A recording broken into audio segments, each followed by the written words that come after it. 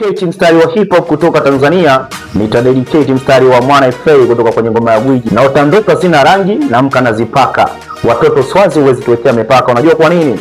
Hii na dedicate kwa sababu watoto Swazi kutoka Afrika, kati ya timu 10 zilizoingia kwenye fainali ya 32 ya kombe la dunia mwaka 2026, timu 9 zimeweza kuzama kwenye hatua 32 bora.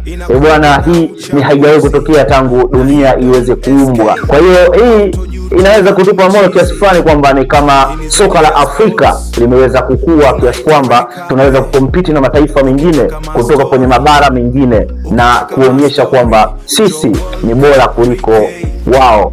Bwana, hii ni shout sana kwa wenetu ambao wameenda kupeperusha bendera ya Afrika. Lakini pia nikiambiwa kwamba ni dedicate mstari kutoka kwenye hip hop ya Tanzania nyingine, ninaweza kudedicate mstari wa Sami na Showbrain. Napiga msumali wa kichwa, mwili unangoja kaburi, maisha shampiga picha, nega tumetoka vifuri. Unajua kwa nini?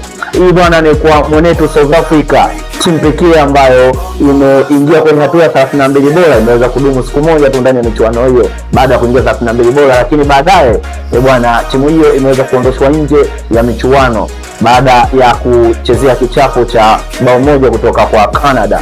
Lakini karibu kwenye World Cup recap, niko na ndugu zangu hapa, niko na Kinje Khan Mshedede, lakini pia niko na Ibrahim Sangalali. Jamani, karibuni sana na hii ni World Cup recap na uko na mimi Dali Designer the presenter Bongo Hustler, na hii ni Bongo Hustler TV.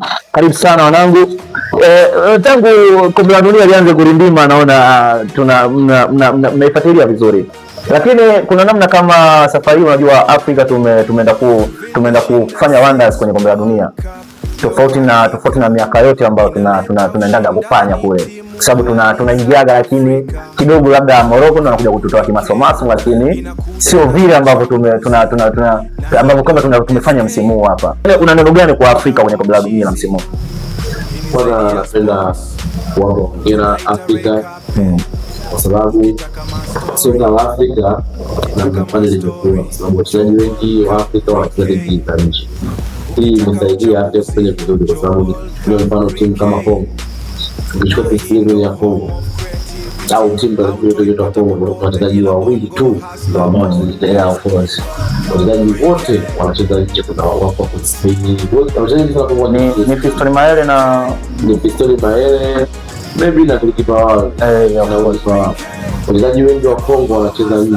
Nikichukua timu kama Senegal pale kwa mchezaji ambaye ila ndani ya ligi ya Senegal wewe usimkuta. Hakuna, hapana pale. Soka limekuwa na namna fulani kwamba sasa hivi Afrika tupo juu, tunachukua wachezaji wengi, tunawapeleka nje, wanacheza, wanakuwa na uzoefu mkubwa, na ndio maana yakija mashindano makubwa kama haya ya kombe la dunia tunakuwa wote tuko sawa. Pia tunaweza kusema kwamba love is a beautiful thing created by God. Hii ni kwa sababu kwenye kombe la dunia la 32 kuna sad moment na happy moment ambazo zimetokea kwenye kombe la dunia hili. Happy moment ni ile ya Jeremy Doku kuamua kuipotezea game ya pili na kwenda kusherehekea birthday na mwanae Uingereza. Lakini sad moment ni mchezaji wa timu ya taifa ya Netherlands na Liverpool, na maanisha Cody Gakpo, amepoteza mtoto wake, lakini yeye ameamua kubaki na timu. Yaani kuonyesha jinsi gani kwamba Cody Gakpo ana uzalendo na timu ya taifa ya Netherlands. Ameweza kubaki na timu na kuacha taratibu za msiba ziendelee nyumbani ili yeye aweze kupambana na timu ya taifa. Na of course dakika 72 ya mchezo wake dhidi ya Morocco ameweza kupata goli la kwanza, ambalo goli lile alidedicate kwa mwanae ambaye amempoteza.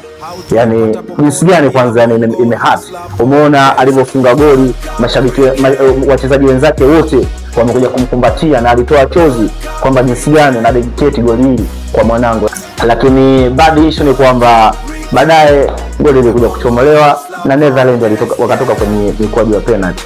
Bwana, kwenye moment hizo zote mbili, kwa hiyo bad moment na good moment ambazo zimetokea kwenye kombe la dunia, wewe unaondoka na nani kati ya Jeremy Doku kwenda kuonyesha mapenzi na mwanae, lakini Cody Gakpo ameshindwa kwenda kuhudhuria msiba mwanae, ameamua malizana na majukumu ya timu ya taifa? Wewe unaondoka na ipi hapo? Kwangu mimi naweza nikaenda na ya Cody Gakpo, kwa sababu ule ni zaidi ya wanaume, kwa sababu kupoteza mtoto sio swala la kawaida kabisa. Yani unapoteza mtoto imagine, lakini bado wanaendelea kuonyesha uzalendo kwa kupambania timu yako ya taifa. Kwa kweli mimi naona Cody Gakpo anafanya jambo la maana kwa sababu ni mchezaji tegemezi kwenye timu ya taifa ya Uholanzi, na ndio maana mmoja jana amefunga, iliyopita pia amefunga, na inaonekana kwa passion kwa sababu amekuja kuingia kwenye moment ngumu kinoma yani. Kabisa Cody Gakpo mimi naona ni mchezaji ambaye ana mfano na anastahili kuigwa kwa sababu anapambana sana kuhakikisha kwamba anapotezea ile moment ya kufiwa na mwanae, lakini anapambania timu yake. Kwa kweli mimi naona anafanya jambo la busara kabisa kupambania timu yake.